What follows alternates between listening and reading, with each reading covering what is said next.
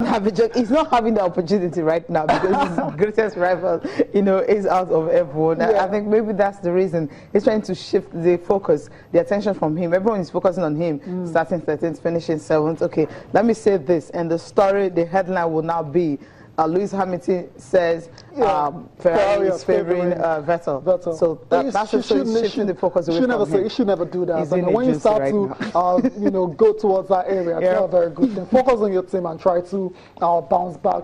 Apart from the Monaco Grand Prix, there was another big race over the weekend, and that was at Indianapolis 500, where Fernando Alonso, former two-time champion of Formula One, decided to skip the Monaco GP to race in this particular one. And he had a decent, start. He actually led at some point, but at the end of the day, 27 laps. 27 laps he led for. But at the end of the day, it was familiar outcome for him because his engine failed yet again. Yeah, he escaped. Okay, we'll talk about this one right now. What happened to the guy who was actually leading here? I think the fact that he escaped and walked out without any injury. I mean, just look at that crash. It's something we really have to thank God for, because when you see this crash, you'll be thinking, whoever is inside this car is going to turn tragic, right? But then he walked out of it. He wasn't carried out.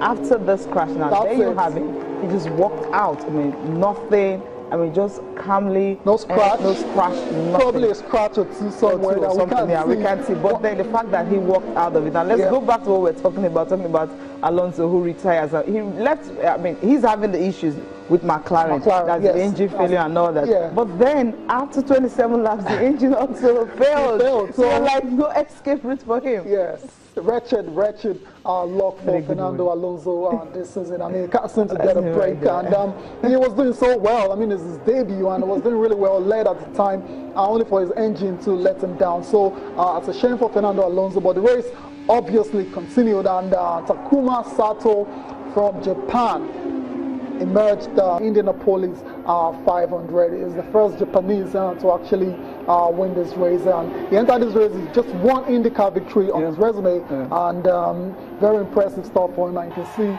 the celebrations right there. Amazing achievement for Takuma Sato. But we need to listen to the star of the who was supposed to be the star of the day, Fernando Alonso. He's been reacting to his Indianapolis 500 debut. No, I just cannot believe it. Right now, I just can't believe it. This is unbelievable.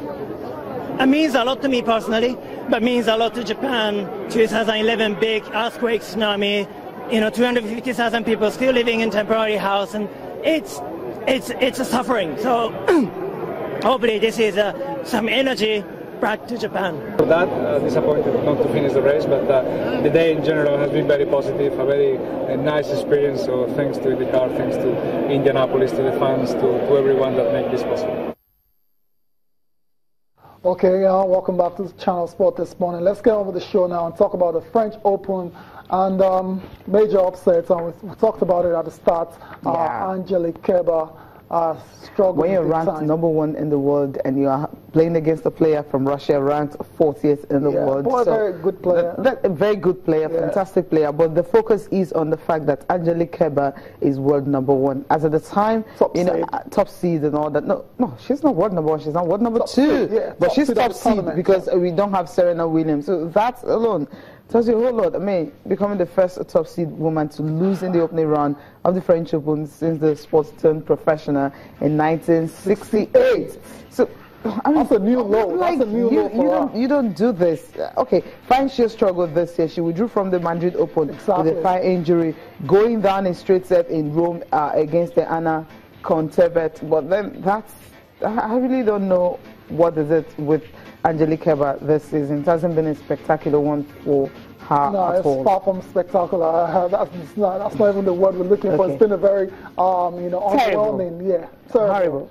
Yes. Underwhelming? Yes. And the focus has been on Novak Djokovic and Andy Murray. They've been struggling. No one is looking at her. No one is really talking about the ladies, and she's been flying under the radar for a while now. But this first round loss now just brings everything back, and she needs to obviously refocus. And there's something that is wrong. Her form is not good.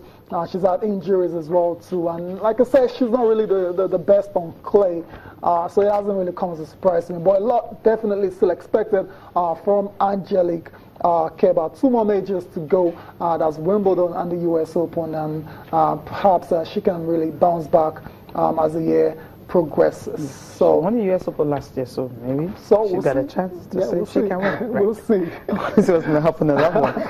Now let's talk about the AfroBasket 2017 for the women. The draw was done in Monaco, and you have, well, the Tigers. The group is a little bit tough, especially when you're having Senegal in that one. And there you have a Group B where you have Senegal, Nigeria, Egypt, Guinea, and the yet to be identified team, and also Mozambique. The playoff will be done in that one to determine who is going to join from Zone 4. And of course in Group A, Tayo. Yes, there's Group A as well too. We have Mali in Group A, you have Cameroon, and there's a wild card opportunity for another country in that group there. Also in Group A, you have Tunisia, Cote d'Ivoire, and Angola. And no disrespect to all these countries, and Nigeria, the D Tigers. I mean, I'm looking at the lineup. Who's there to really give them a tough one? Like I think Senegal definitely will give them a tough one. Egypt also, they're coming up. Mozambique, don't forget about them also, that they are coming up. I think when it comes to women's basketball, all the countries are trying to develop their squad. And you know, some of them have some players from their country playing WNBA, so they have the chance to come and play for their countries every time they want to play. Mozambique, Senegal, you just have to be you remember what happened the last time around the AfroBasket? Yep. Very painful loss. In that final. Finished third. So.